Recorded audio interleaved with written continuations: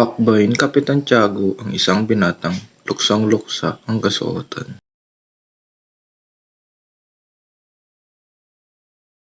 Itinerarangal kong ipakilala sa inyo si Ginoong Crisostomo Ibarra, anak ng nasira kong kaibigan.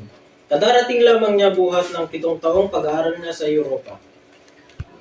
Aba, ang kura sa aking bayan at ang matalik na kaibigan ng aking ama. Hindi ka nagkamali, ngunit kahit kailanman na hindi ka naging matalik na kaibigan ng iyong ama. Iyang-iyang napayuko si Ibarra at tumalikod. Napaharap siya sa tinyenteng kanina pa nagmamasid.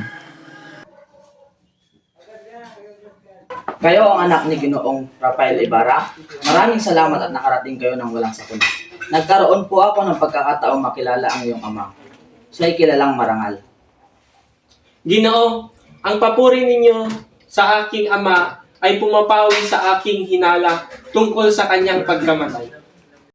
Lumipat sa umpukan ng mga binata si Ibarra upang magpakilala.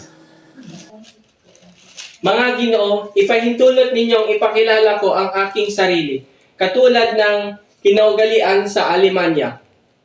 Dahil sa kawalan ng magpapakilala sa akin, hindi ko nais dalhin dito ang kinaugalian ng ibang lupain, sapagkat tayo rito ay may likas na kabutihang ugali, ngunit ako'y napilitan.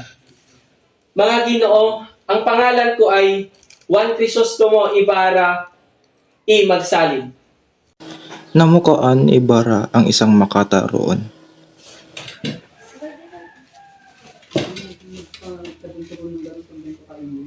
Ang inyong mga tula ay bumubuhay sa aking pagmamahal sa aking bayan.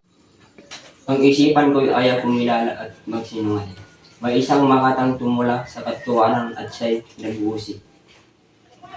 Pagkatapos ng pakikipag-usap ni Ibarra sa makata, siya'y lumayo at lumapit naman sa kanya si Kapitan Tinong.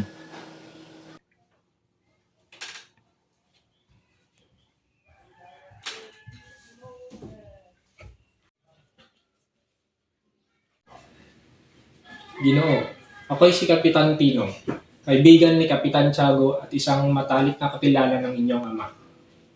Maaari bang makasalo ka namin sa isang pananghalian bukas?